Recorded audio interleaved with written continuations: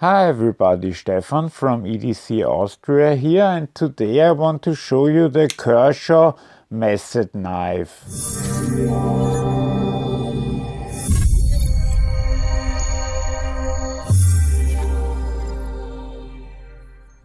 First, as always, if you haven't subscribed already, please do so, and you'll be reminded whenever I post new videos, which is usually about once a week.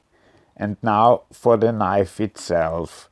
This is called the Kershaw Method. It's a very low budget knife from Kershaw. I just checked, and on KnifeCenter it only costs $26. But nevertheless, it's a very nicely designed knife. It was designed by Jens Anso, who is a Danish designer. And it also, another really high point of this knife is that it comes with the Kershaw ball bearing system, which is called KVT, which stands for Kershaw Velocity Technology, which in itself means nothing, but this is just the name they gave their ball bearing system. It seems that smaller knives are very much in a trend right now. Kershaw themselves have released three 3-inch knives very close together. Here's another one. This is the Kershaw Atmos, which is also 3 inches and was designed by Dmitry Sienkiewicz. So they are really going for nice designers for their small knives. And there was another one called the Fraxian, which I don't have, but they were all released pretty much in the same time.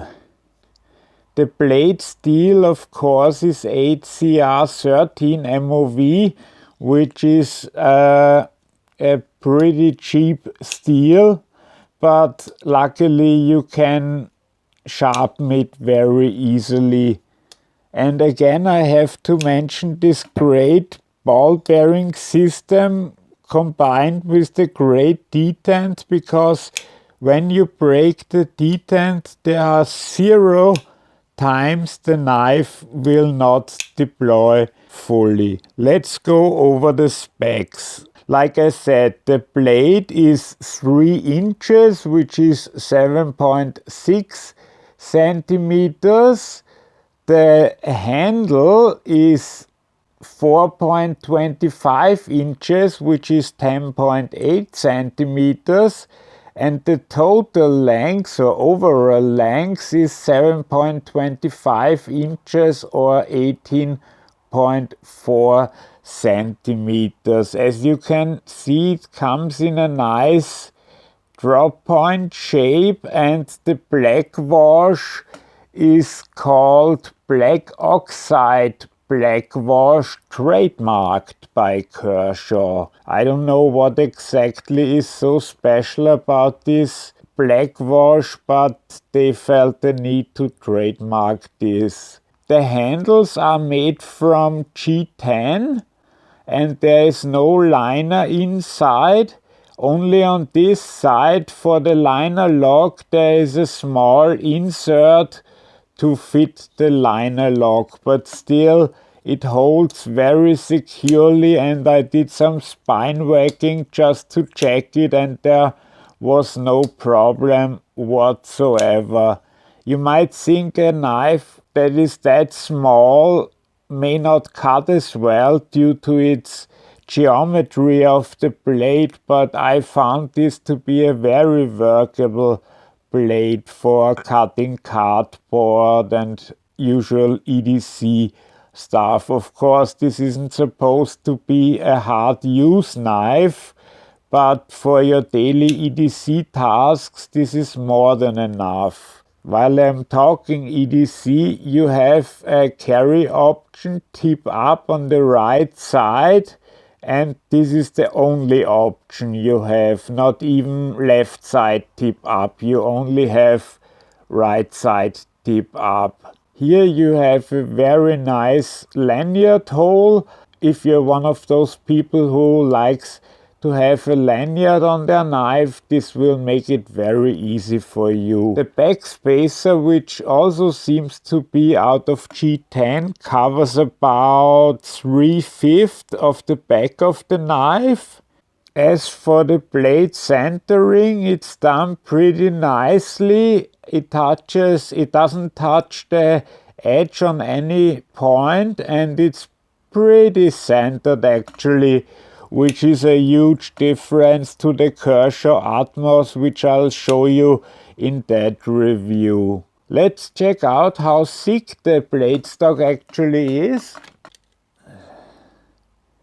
And we have 2.8 millimeters, so that's a pretty nice and thin blade stock, which makes it a great slicer. Also, due to its small blade and the use of G10, it should be very light. So let's check it out. In grams, we have 64.1 grams, and in ounces, we have 2.26. Basically, this works well in all ways you can grip it, although you can see it's also already a bit small here, but I have very large hands. If you use it in reverse grip, you can easily put your thumb around it, and it's also very nice to hold, no hot spots or anything. And if you want to use it in draw cut, also not a problem. But if you have large hands, you might want to try this out before committing to it. But luckily with $26, there is not a lot that can go wrong. Let's compare the sizes. First, of course, to the Chris Reeve knives, large and cozy, which is a 3.5-inch blade as far as I know, and you can see that both the blade and the handle are well above the size of the Method. Here we have another very small knife, the Zero Tolerance 0450, which is I think 3.25 inches. And it really looks like that the blade is a bit longer, yet the handle is about the same. By the way, I haven't reviewed the 0450 yet. Let me know if you want to see a review of this knife. Another size comparison is to the Red One, because this is a very commonly used knife, so this should give you a nice idea. And here you see the Red One just dwarfs this knife. Finally, here's some cutting footage for you. Let's begin now.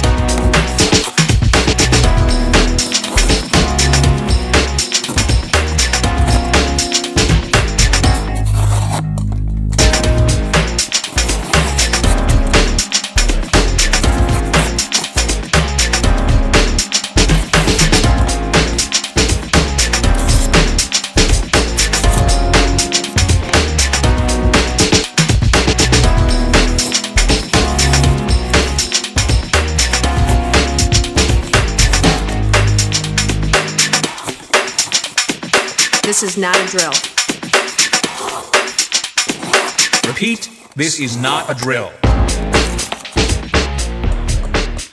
Okay. Okay, I hope you enjoyed this. For me, this is a definite recommendation if you have normal to regular large hands. If you have giant hands, then you might have a problem gripping it correctly. But aside from that, everything else is really nice on this knife, and especially for a low price. If you like this video, please give me a thumbs up. If you wanna be informed about new videos, please click subscribe and you'll see my videos on your subscription timeline. If you have any questions or suggestions, please leave them in the comments down below and I'll reply to each and every one of them. Thanks for watching. Have a great day. Bye bye.